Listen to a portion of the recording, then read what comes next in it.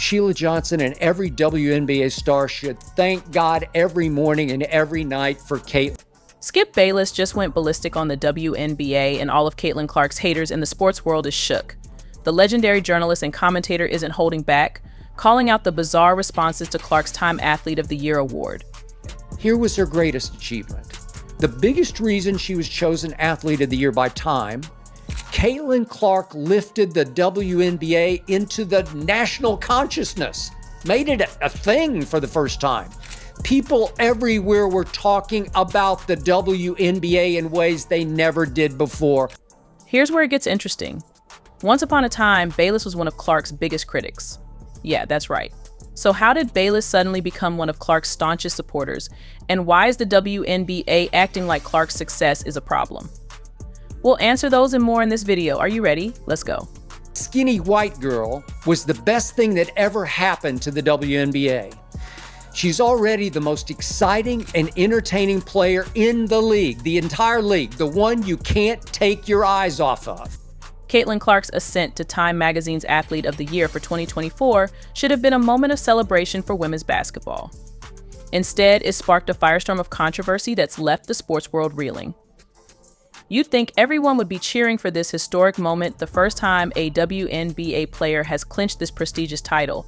But no, some folks had other ideas. Enter Sheila Johnson, co-owner of the Washington Mystics. She came out swinging, criticizing Time's decision in a way that caught everyone off guard.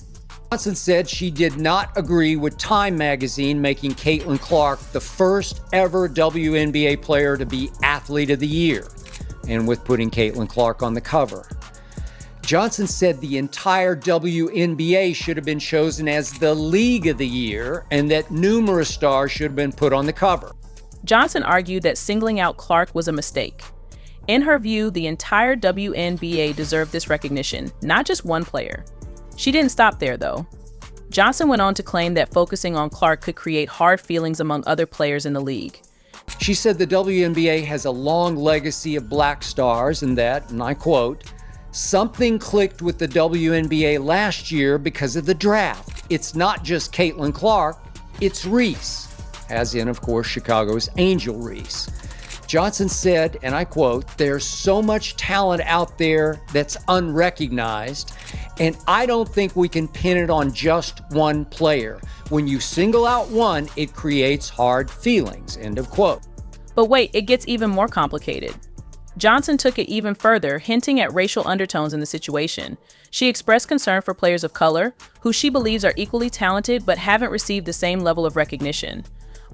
Johnson argued that the media's portrayal of race in sports was making this problem worse. It's just the structure of the way media plays out race. I'm going to be very honest.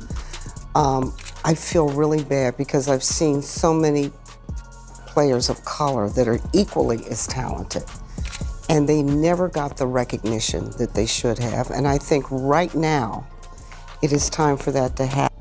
Here's where things get really wild. Johnson's own team, the Mystics, has actually benefited from Clark's popularity.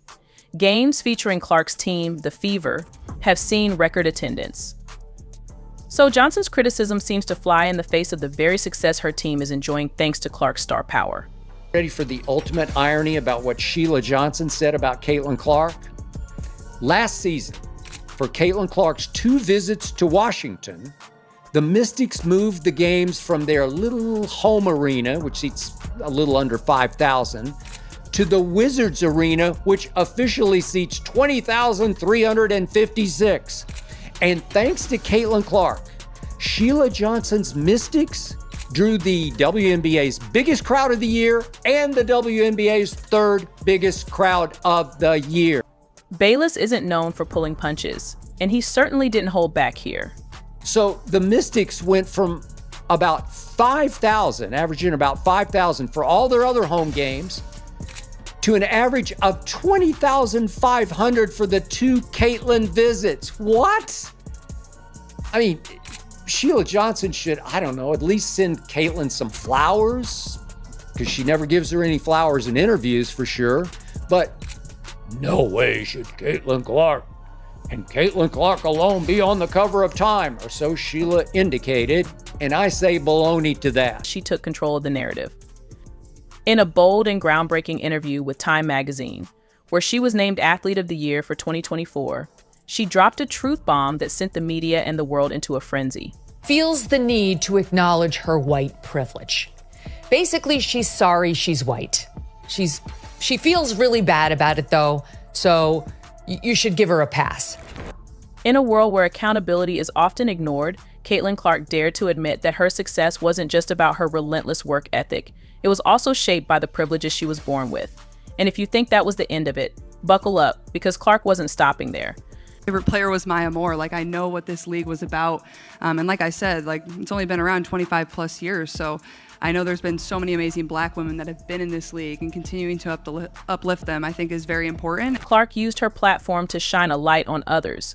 She acknowledged the foundational role that Black athletes like Maya Moore played in shaping the WNBA, highlighting how their contributions were instrumental in getting the league to where it is today. Things stemming from Caitlin Clark's Time magazine interview, I could have never guessed that interview would stir up so much controversy.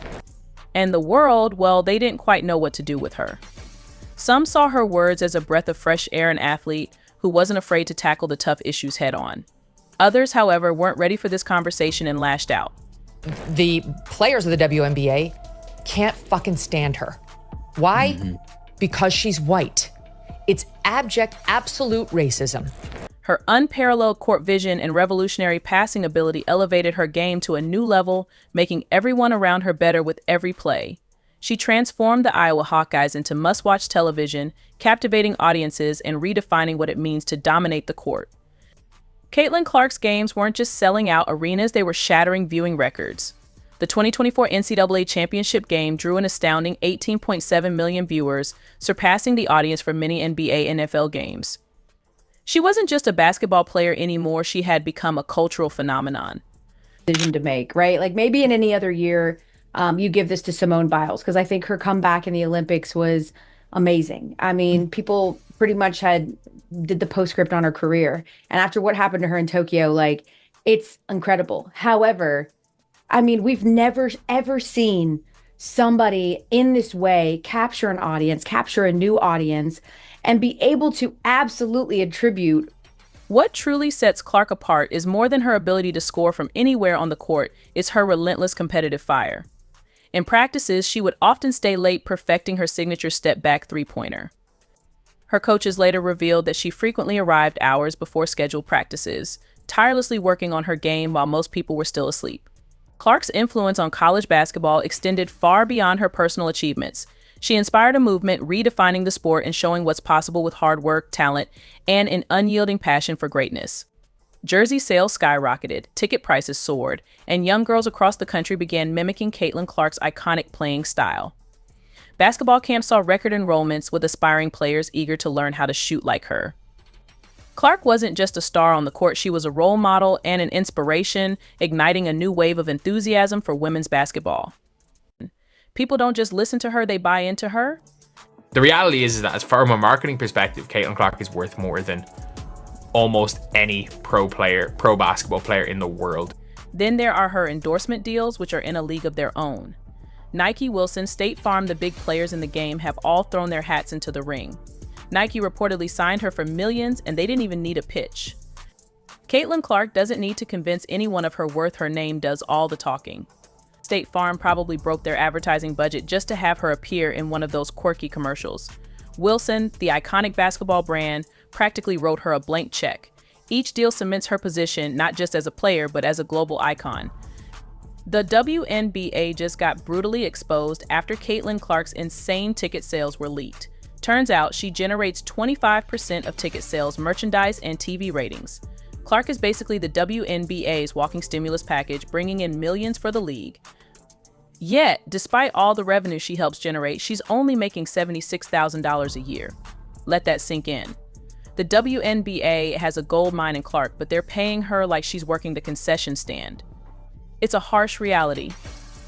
They might not have noticed, but Caitlin Clark doesn't just play basketball, she changes the game. Whether the league likes it or not, the fans are here for her. The numbers don't lie, and neither does the passion she brings to the court.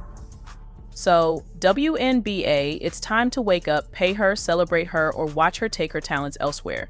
And we all know who would be losing in that scenario. Last season, Caitlin Clark didn't just play basketball, she transformed it into a national event. From sold-out arenas to skyrocketing viewership, the numbers were jaw-dropping. The Indiana Fever's home opener tickets hit $271 for the cheapest seat, more expensive than 29 out of 30 NBA teams' openers. Yes, you read that right. Caitlin Clark playing in a WNBA game generated more buzz than the NBA's biggest stars. For context, $271 could get you a decent seat at an NBA game or nosebleeds at a Caitlin Clark showcase. Talk about priorities. It's not just ticket prices. Clark reportedly added $36 million in revenue for the city of Indianapolis alone since being drafted. Let's be clear, that's not just the team, that's the city, restaurants, hotels, local businesses. They're all cashing in. Meanwhile, Clark herself gets pocket change compared to her impact. Fans are scratching their heads, wondering how the league justifies paying her the same as players who, respectfully, couldn't sell out a high school gym. Social media exploded when it was revealed that Caitlin Clark is responsible for 25% of the WNBA's total revenue. One player, 25%. The reaction was a mix of awe, outrage, and sarcasm. Comments like "Clark is the reason this league is still afloat."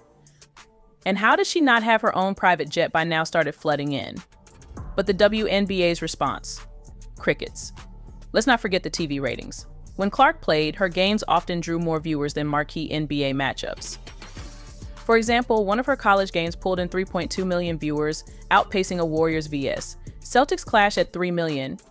Yes, women's basketball outperformed the NBA, but instead of celebrating this monumental shift, critics and even some WNBA players found reasons to hate. The numbers don't lie, but the league sure does. The WNBA wants to act like its success is the result of collective growth, but let's be real, it's Caitlin Clark dragging the league forward, kicking and screaming.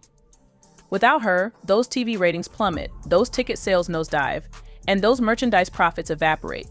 The league should be bending over backward to keep her happy, not sticking to antiquated pay structures that scream, "We don't actually value you." Fans aren't blind to this nonsense. Social media is flooded with calls for change. People are pointing out the absurdity of her paycheck compared to her impact. It's not just about fairness, it's about business. You don't underpay the person responsible for your survival. That's not just bad optics, it's bad math. But apparently, the WNBA is too busy patting itself on the back for incremental growth to notice. The league is playing a dangerous game. If they don't adapt, they risk losing not just Clark, but the entire momentum she's created. Players like her aren't a dime a dozen, they're once-in-a-generation talents who can redefine a sport.